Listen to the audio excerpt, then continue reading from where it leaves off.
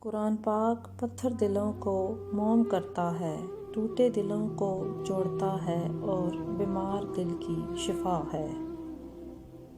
اس پر یقین اتنا مضبوط کر لو کہ آج نہیں تو کل، کل نہیں تو پرسوں، وہ ان دعاؤں پر کن کہہ دے گا جو ناممکن نظر آتی ہیں۔ وہ بدلے گا تقدیریں، وہ میرا بھی خدا ہے۔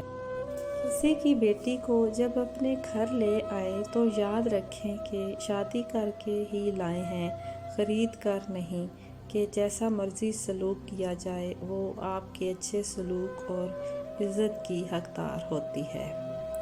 اور پھر میں نے لوگوں سے زیادہ اپنے اللہ کو راضی کرنا مناسب سمجھا۔ سبحان اللہ۔ دعائیں نصیب سے نہیں بلکہ نصیب دعاؤں سے بدلتا ہے۔ تم اتنے یقین سے مانگو کہ تمہارے یقین کے بعد کہانی معجزوں کی لکھی جائے۔ اللہ کو پاؤ گے تو چین پاؤ گے، ورنہ تڑپتے رہ جاؤ گے۔ سنو، تمہارا رب سب سنبھال لے گا، اس پہ یقین رکھنا۔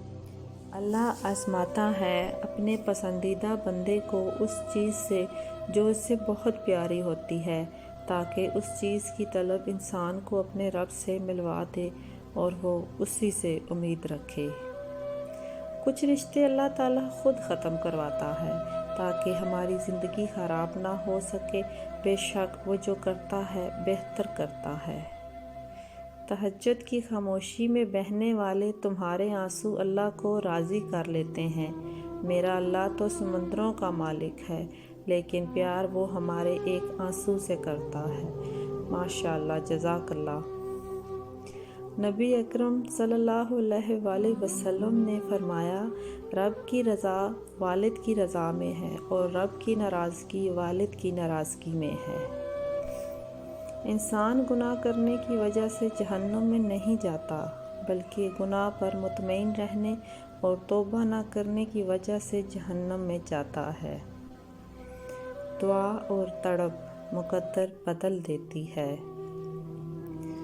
گناہ کے دوران موت نہ آنا اور گناہ کے بعد توبہ کی مہلت ملنا اللہ پاک کا بڑا احسان ہے۔ وہ بھیجے گا مدد، سنو تم دعائیں کرتے رہنا۔